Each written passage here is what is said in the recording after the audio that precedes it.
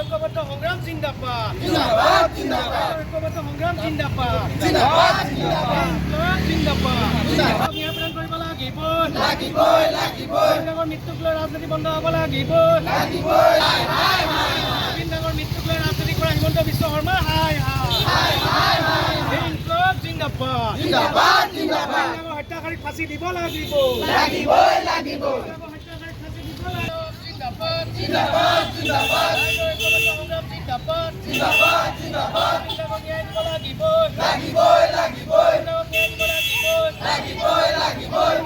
সঠিক তদন্ত হ'ব লাগিব মৃত্যুক লৈ ৰাজনীতি কৰা হিমন্ত বিশ্ব শৰ্মা হাই মৃত্যুক লৈ জিন্দাবাদ মৃত্যু হত্যাকাৰীক ফাঁচি দিব লাগিব হত্যাকাৰীক ফাঁচি দিব লাগিব হত্যাৰ লগত জড়িত সকলোকে গ্ৰেপ্তাৰ কৰিব লাগিব হত্যাৰ লগত জড়িত সকলোকে গ্ৰেপ্তাৰ কৰিব লাগিব শৰ্মা হাই মৃত্যুক লৈ ৰাজনীতি নচলিব মৃত্যুক লৈ ৰাজনীতি নচলিব জিন্দাবাদ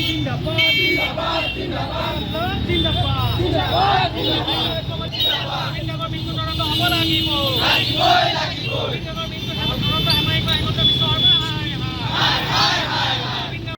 আজি আমি কৃষক মুক্তি সংগ্ৰাম সমিতি, ছাত্ৰ মুক্তি সংগ্ৰাম সমিতি আৰু নাৰী মুক্তি সংগ্ৰাম সমিতিয়ে সমগ্ৰ অসম যে আমি তীব্ৰ প্ৰতিবাদ সাব্যস্ত কৰিছোঁ যে জুবিন গাৰ্গৰ মৃত্যুক লৈ যি ৰাজনীতিখন চলি আছে এই ৰাজনীতিখন বন্ধ হ'ব লাগে।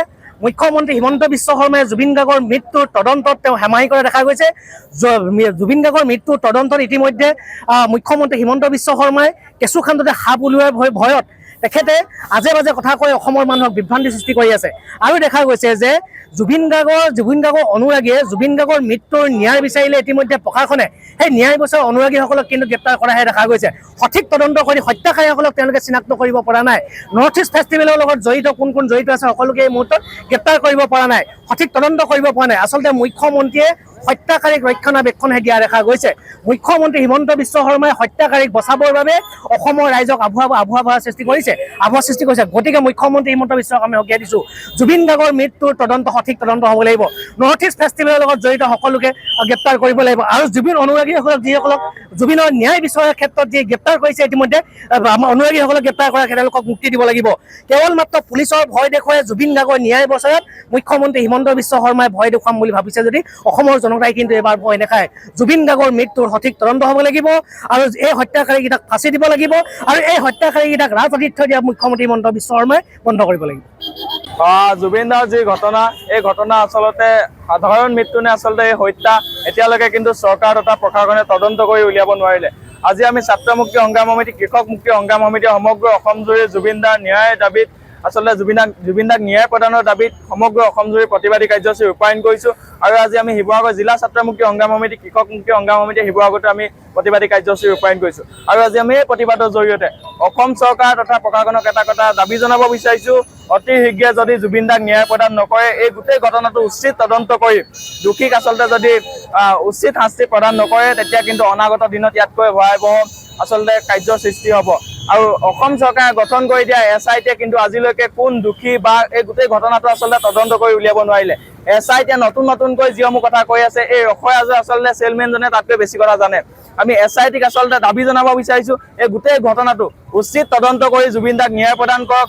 আৰু এই গোটেই ঘটনাটোত আচলতে মুখ্যমন্ত্ৰী হিমন্ত বিশ্ব শৰ্মাৰ লগতে বিজেপি চৰকাৰখনে গোটেই ৰাজনীতিকৰণ কৰি আছে। আৰু আমি চৰকাৰ তথা চৰকাৰক আচলতে দাবী জনাব বিচাৰিছোঁ, হিমন্ত বিশ্ব শৰ্মাক দাবী জনাব বিচাৰিছোঁ, এই গোটেই ঘটনাটো ৰাজনীতিকৰণ কৰা বন্ধ কৰক, ৰাজনীতি বন্ধ কৰক। এই গোটেই ঘটনাটো নিৰপেক্ষ তদন্ত হওক।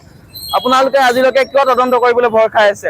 ৰিণিকী ভূঞাৰ নাম আহোঁতে কিয় আপোনালোকে আচলতে যুৱকক ধৰি বান্ধি জেললৈ প্ৰেৰণ কৰিছে? কিয় আজি ভিক্টৰ দাসকে ধৰি অজয় ফুকনকে ধৰি জেললৈ প্ৰেৰণ কৰিছে? অজয় ফুকনক উলিয়াই দিছে যদি ভিক্টৰ দাসক এতিয়ালৈকে কিন্তু উলিয়াই দিব পৰা নাই। আমি দাবী জনাইছোঁ, যিকেইজনক গ্ৰেপ্তাৰ কৰি থৈছে সকলোকে মুকলি কৰি দিব লাগে।